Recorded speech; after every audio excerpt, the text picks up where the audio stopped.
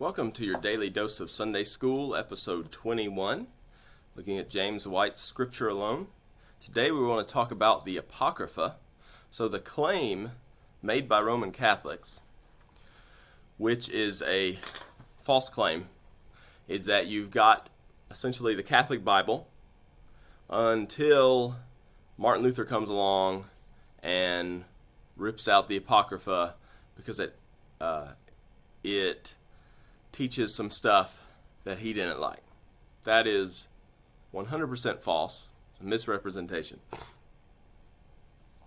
In fact, there is no modern Catholic Bible until the Council of Trent in the 1500s. Because what happens at the Council of Trent is they actually do what Martin Luther is accused of. They remove the book of First Esdras, and they change Second Esdras. They split it up into First and Second Esdras. So there was a First and Second Esdras before, but it's different than what Catholics have now because they took out some material.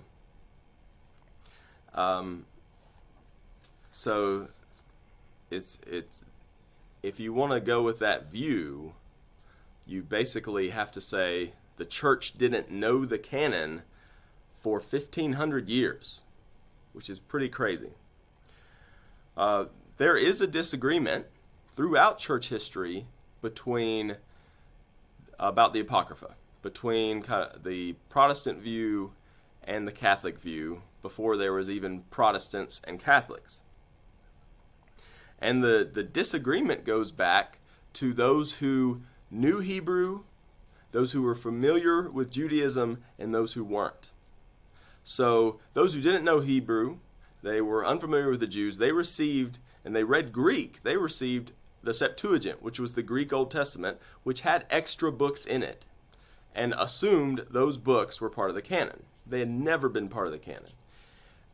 Those who were familiar with Judaism, who could read Hebrew, who were not relying on the Septuagint, always rejected the Apocrypha. And so there's disagreement that runs down through church history. When you get to the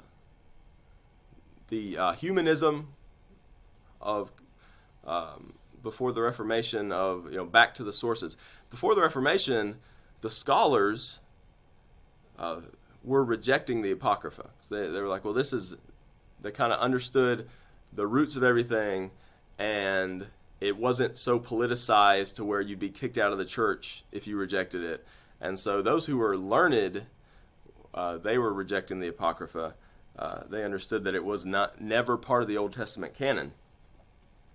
And so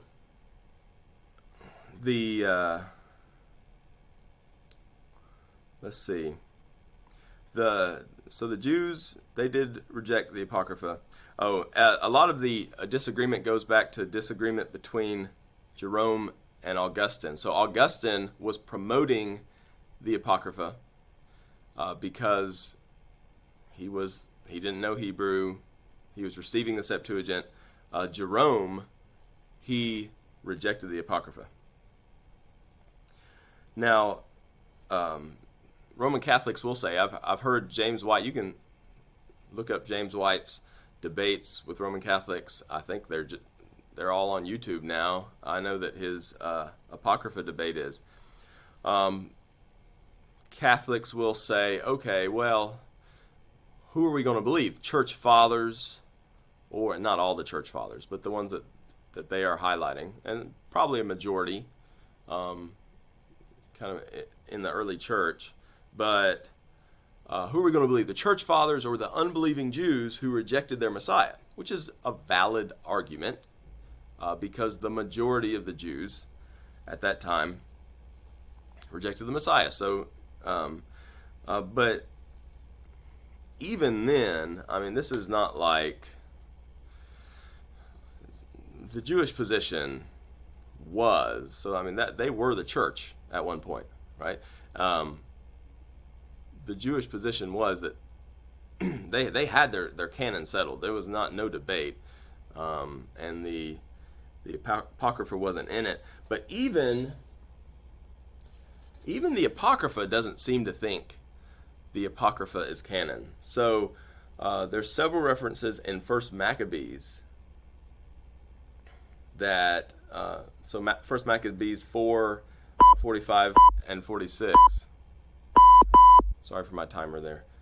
First Maccabees 4, 45 and 46 talks about the stones of the altar, that they stored the stones at a convenient place on the temple hill until there should come a prophet to tell what to do with them.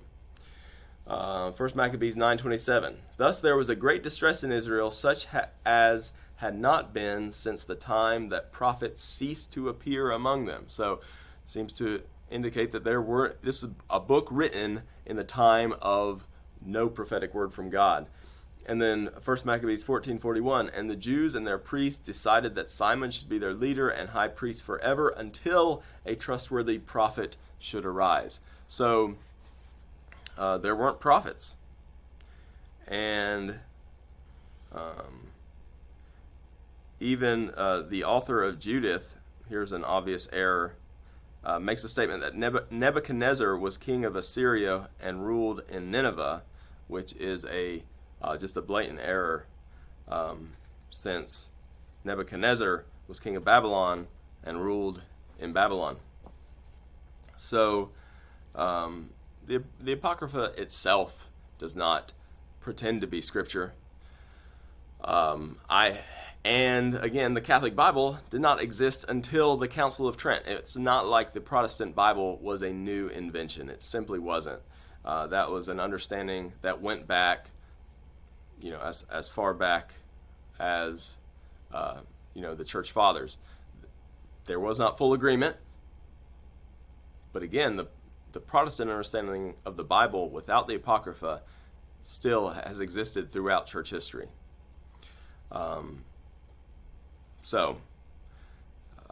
It's a little messier than we probably would like it to be.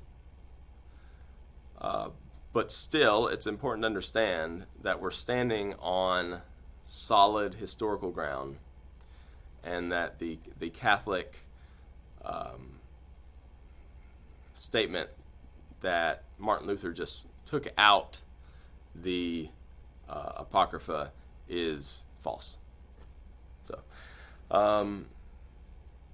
So go study the Word, and if you want to study First and Second Maccabees and Judith, go for it.